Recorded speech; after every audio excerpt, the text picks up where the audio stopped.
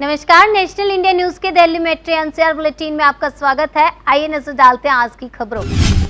महाराष्ट्र में 18 जिलों में घर में कोरोना का इलाज करवाने पर रोक, कोविड पॉजिटिव होने पर आइसोलेशन सेंटर जाना जरूरी। कोरोना की पहली और दूसरी लहर का सबसे असर महाराष्ट्र में ही देखने को मिल रहा है। दूसरी लहर में अब धीरे धीरे महाराष्ट्र में हालात काबू में आ रहे हैं। कोरोना मरीज के आंकड़ों में सुधार भी आ रहा है। इसी को देखते हुए महाराष्ट्र की उद्धव ठाकरे सरकार ने फैसला लिया है। दिल्ली में ड्राइव इन वैक्सीनेशन की शुरुआत बुधवार से। कार में बैठे बैठे लगवाई जा सकेगी वैक्सीन। ड्राइव इन वैक्सीनेशन अभियान के तहत लोग अपनी गाड़ियों में बैठे बैठे ही वैक्सीन लगवा सकेंगे। देश के कई दूसरे हिस्सों में इस प्रकार की पहल की जा चुकी है। दिल्ली में इसकी शुरुआत द्वारका इलाके में स्थित वेगास मॉल से होगी।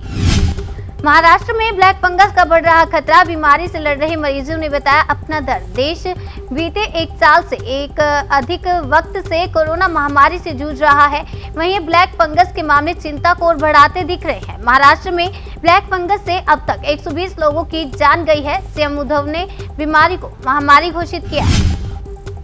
दिल्ली हाईकोर्ट ने दिल्ली सरकार को सतर्क रहने का दिया निर्देश। कहा, मलेरिया और डेंगू का संकट बर्दाश्त नहीं होगा। दिल्ली हाईकोर्ट ने दिल्ली सरकार और नगर निगम से मच्छर संबंधी बीमारियों की अनदेखी न करने और इस पर तुरंत काम करने का निर्देश दिया है। टूलकिट मामले में दिल्ली पुलिस का ट्विटर को नोटिस। राहुल गांधी बोले, सत्य डरता नहीं। बीजेपी का आरोप है कि कांग्रेस ने एक टूलकिट बनाकर कोरोना वायरस के नए स्वरूप को भारतीय स्वरूप या मोदी स्वरूप बताया और देश तथा प्रधानमंत्री नरेंद्र मोदी की छवि खराब करने का प्रयास किया। अगली खबर ओडिशा से है। मलकानगिरी में बड़ा हादसा, नदी में नाव पलटने से 8 मजदूर लापता, 2 के शव बरामद। हैदराबाद से करीब 35 प्रवासी मजदूर ओडिशा के लिए निकले थे और बीच रात में सिलेरू पहुंचे। लॉकडाउन रहने के कारण और क्वारंटाइन होने से बचने के लिए उन्होंने शॉर्टकट रास्ता अपनाया और मछुआरों की नाव में सवार हो गए। 26 मई का किसान आंदोलन शक्ति प्रदर्शन नहीं बल्कि किसानों की गहरे असंतोष की अभिव्यक्ति। संयुक्त किसान मोर्चा का कहना है कि उनके इस आंदोलन को शक्ति प्रदर्शन के रूप में नहीं देखा जाना चाहिए। इसका मकसद ताकत दिखाना नहीं बल्कि ये किसानों की गहरे असंतोष की सांकेतिक अभिव्यक्ति है। अगली खबर गुजरात से है। कोचिंग सेंटर पर छापेमारी, कोविड गाइडलाइंस का उल्लंघन कर पढ़ाए जा रहे थे 555 विद्यार्थी। गुजरात के एक कोचिंग सेंटर में कोविड-19 गाइडलाइंस के उल्लंघन करते हुए 550 से अधिक विद्यार्थियों को क्लास दी जा रही थी। पुलिस ने जानकारी मिलने पर छापेमारी की, कार्रवाई की और कोचिंग सेंटर के मालिक को गिरफ्तार कर लिया। केंद्र सरकार के निर्देशों का पालन करेगा फेसबुक, लेकिन कहा कुछ मुद्दे हैं जिस पर बातचीत जरूरी। सोशल मीडिया कंपनियों के लिए तय किए गए नियमों को पालन करने की डेडलाइन अब करीब है।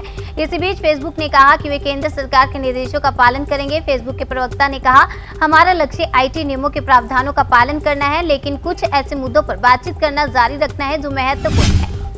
काशी में सीएम योगी ने शुरू की ड्रोन सेवा, पूरा शहर होगा सैनिटाइज। कोरोना संकट के बीच सीएम योगी लगातार एक्शन में नजर आ रहे हैं। संक्रमण की जमीनी हकीकत जानने के लिए वह ताबड़तोड़ रैलियां कर रहे हैं।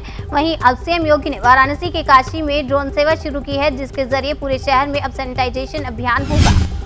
कर्मचारी की कोरोना से मौत पर परिवार को 60 साल तक पूरी सैलरी देगा टाटा स्टील। रिपोर्ट के अनुसार ये खबर सामने आई है। टाटा स्टील ने कोविड-19 से प्रभावित कर्मचारियों के परिवार के सदस्यों के लिए सामाजिक सुरक्षा योजना की शुरुआत की है। यदि किसी कर्मचारी की कोरोना की वजह से मौत हो जाती है तो उनके परिवार को कर्मचारी के 60 साल होने के तक पूरा वेतन दिया जाएगा। इसके अलावा मेडिकल और आवासीय सुविधा भी दी जाएगी।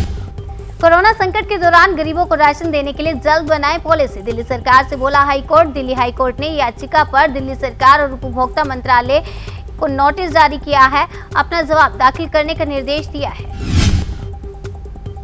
अगली खबर मध्य प्रदेश से है। सीएम शिवराज सिंह चौहान का ऐलान, 1 जून से शुरू होगा अनलॉक, लेकिन टेस्टिंग चलती रहेगी। इसी के साथ ही सीएम ने कहा कि मध्य प्रदेश में हम 1 जून से अनलॉक की प्रक्रिया प्रारंभ करेंगे, लेकिन टेस्टिंग भी चलती रहेगी ताकि कोई संक्रमित व्यक्ति स्प्रेडर ना बन पाए।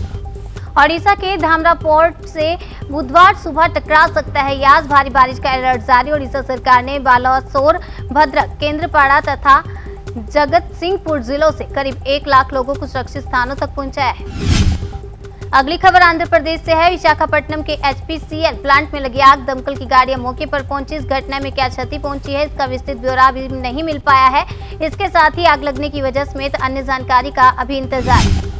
दिल्ली में गरज के साथ हो सकती है बारिश, अधिकतम तापमान 37 डिग्री रहने का अनुमान। मौसम विभाग के अधिकारियों ने बताया कि सुबह 8:30 बजे आर्द्रता 66% दर्ज की गई। अगली खबर नोएडा से है, जहां कोरोना काल में अनाथ हुए बच्चों के लिए नोएडा पुलिस की आसरा पहल आई सामने। डीसीपी वृंदा शुक्ला ने इस प्लान के बारे में बताया। नोएडा पुलिस ने कोरोना काल में अनाथ होने वाले बच्चों के लिए एक आसरा पहल शुरू की है। यही नहीं, इसके लिए पुलिस ने डायल 112 नंबर के अलावा 9870395200 नंबर भी जारी किया है। दिल्ली मेट्रो एनसीआर बुलेटिन में बस इतना ही। बाकी की तमाम खबरों के लिए बने रहिए हमारे साथ और देखते रहिए नेशनल इंडिया न्यूज। नमस्कार।